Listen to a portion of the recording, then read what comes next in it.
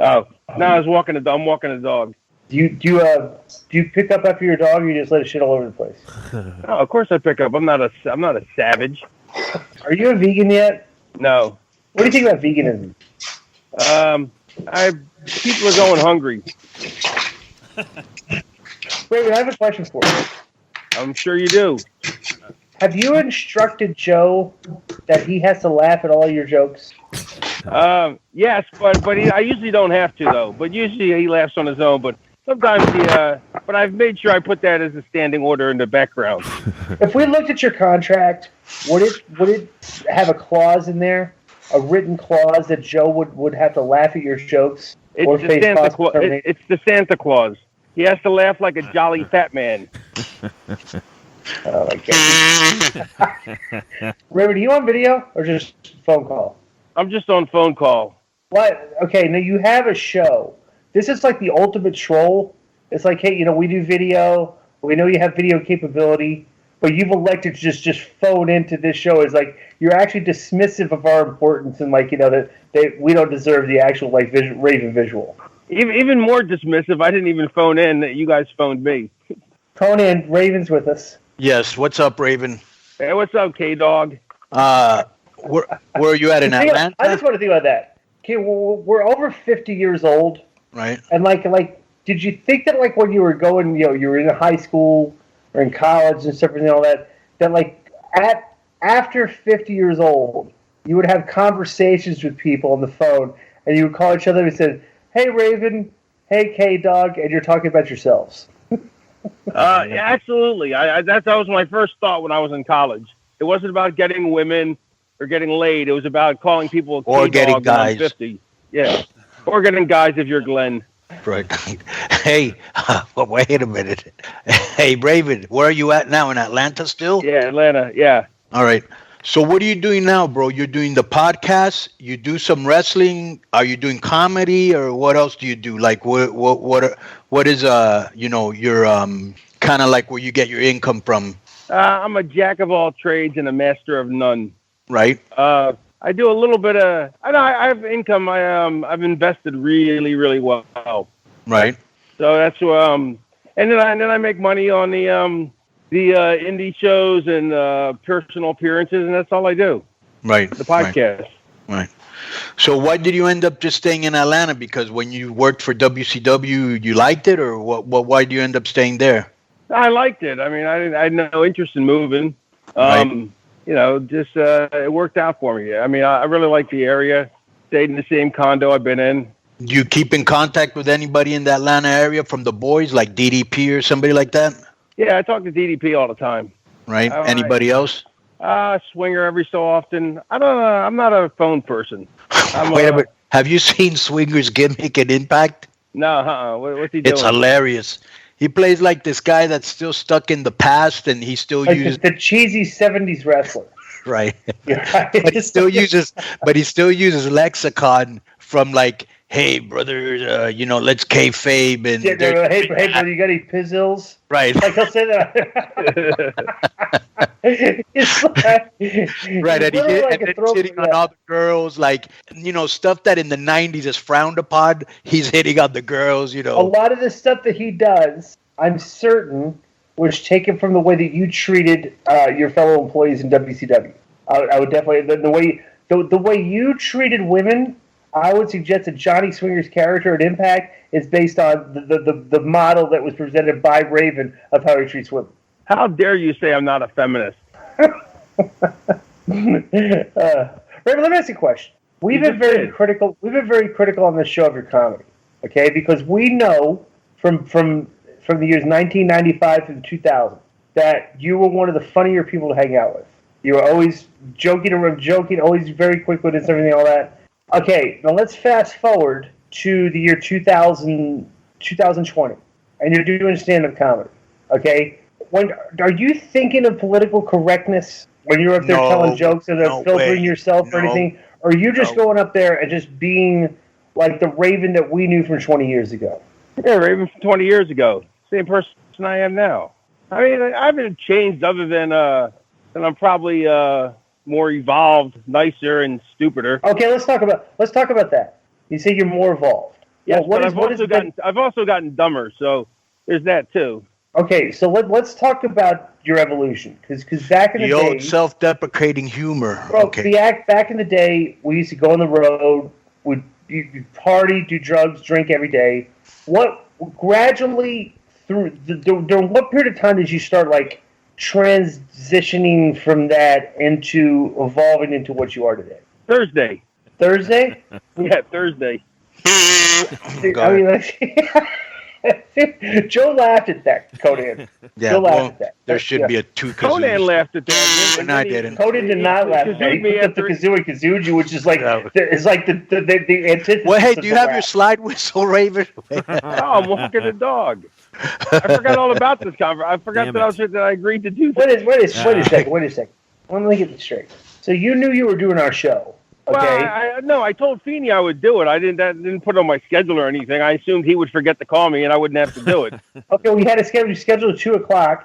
He called you, and this coincided with you walking your dog to take a shit. And so that's what you're doing now. You're doing the show while you're walking your dog. Yeah, it wasn't like a priority or anything.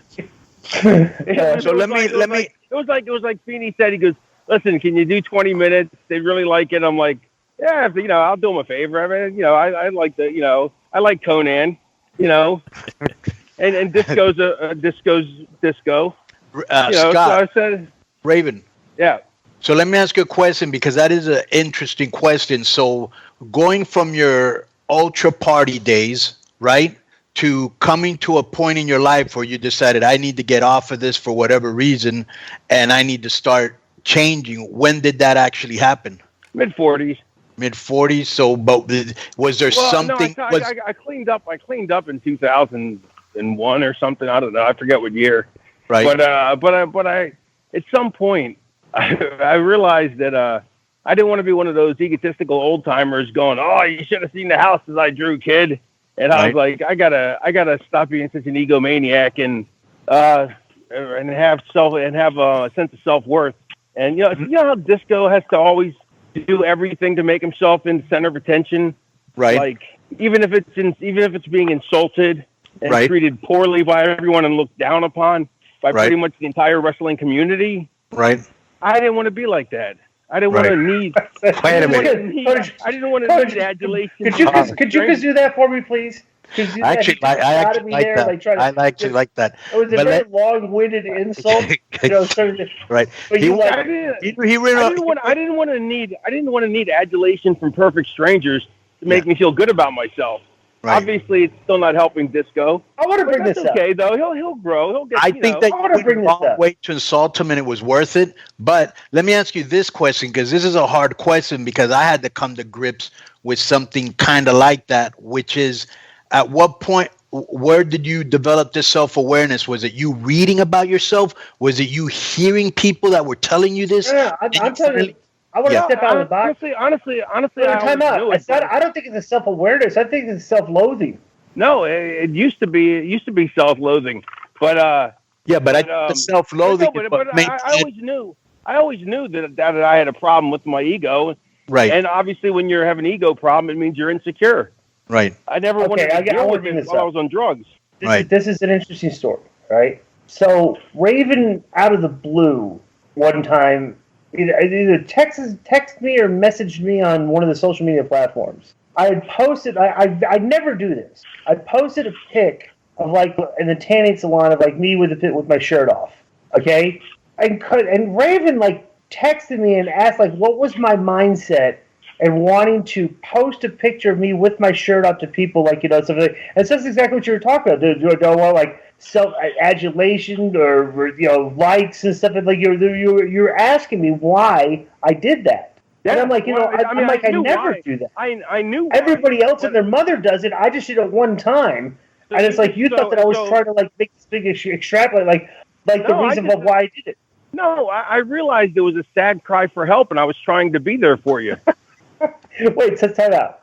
So me posting a picture of me in shape is a sad cry for help. Why do you care if people think you're in shape or not? I don't really care. It's just like the whole thing is. Listen to this. It's Instagram. You go. Wait. Listen. You go. I don't really care. That means you do care on some level. Okay, minimum. Then let's talk about the level. Minimal level. No, not minimal. Like on a scale of 0 to 10. Glenn, your dad told you he wished you'd never been born. Of course, you're going to have insecurity issues because of that. He said no, he didn't say that. He said he wished I'd never existed. Well, which is the same thing. So he didn't even want me born from somebody else. Yeah, but that's my point. Of course, you're going to have insecurity issues. Don't feel bad about yourself. It's not a security issue. It's a self-confidence issue. It's why you have to cut off everybody's legs is to make yourself feel taller. That's what you do. No, I don't do that anymore.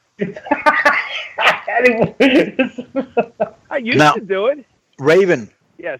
So getting back to that question so what happened? Did you come to grips yourself? Did somebody tell you? Did you read about it? Did you see a psychiatrist and he helped you get to that? Or how did that happen? I knew all along. It was just a matter of finally dealing with it because I knew it was a big issue, and I saw a psychologist. Right. Saw a psychologist, and she helped me deal with issues, and helped me deal with it, and found an intelligent way to go about it. And and basically, it was just a matter of checking my basest impulses. And anytime I felt like I was behaving in a manner like the Glenn Gilberti would, I immediately said, no, don't do that. Right. Let me ask you this. This is interesting because, I don't think... Why do you preface every question by say, let me ask you this? Just go ahead and ask me. That's my You have free reign. I'm on your show. You can ask me whatever you like. You don't have to ask me if you can ask me. I think there's heat between Raven and Disco. Time out. If you realize you have Professional Wrestling Day, I could put that on a T-shirt and make money if I keep saying it all the time. All right, so let me ask you. So do you sell T-shirts that say, let me ask you this? I'm doing it right now. Let me ask you this. How about let me sell you this and then try and see if anybody will buy one? No, I forgot what we were talking about just now. I know, I'm trying to distract and obfuscate. I'm trying to distract and obfuscate so we can change the subject and I can get off the phone and take my dog. Let's talk about this. Okay, because so people know where you're coming from, all right? And this is fascinating because I don't think anybody's ever met anybody like this, okay? But you have to take Adderall to go to sleep, correct? Yeah. Okay. Yeah. Now, I would say the bell curve, you're definitely one of the extreme things, like what the extreme sides. Okay, why did you have because I think it's a fascinating story. Why do you have to take Adderall to go to sleep? Because everybody, their mother that takes Adderall needs it to wake up and be attentive. That's how Adderall and Ritalin works. If you have a severe ADD, taking the medicine, instead of speeding you up, it actually slows you down. It works in reverse. That's true because I remember that they were giving Adderall like the kids in school, and I was like, "Fuck, that's kind of young to be giving it to a kid." Hyper. Because why does Adderall wake me up then? Why can't it wakes normal people up? So I guess you're a normal person. Okay, and so the abnormal people that it makes them go to sleep. Hyper people. There's hyper people and people that aren't hyper. But you never really seem like hyper. Like when I think of hyper, I think of remember Kenny Chaos? That's a guy that I consider hyper. You were nothing like Kenny Chaos. I'll tell you who was hyper. God rest his soul, Brian Christopher. Brian Christopher was hyper. And Raven was nothing like that. So when I think of hyper, I'd never considered you hyper. I always thought you more subdued. No, I could see hyper because he talked a lot. You know what I'm saying? Right. Yeah. Yeah, I talk incessantly. Yeah. It's why it's why I hate talking on the phone because when I'm at home, I want to watch TV and turn my brain off. And but when I'm in public, I talk incessantly because I get bored so easily. You would probably just if you had I got chemical imbalances. I get chemical imbalances in my brain. If you had this medication for it.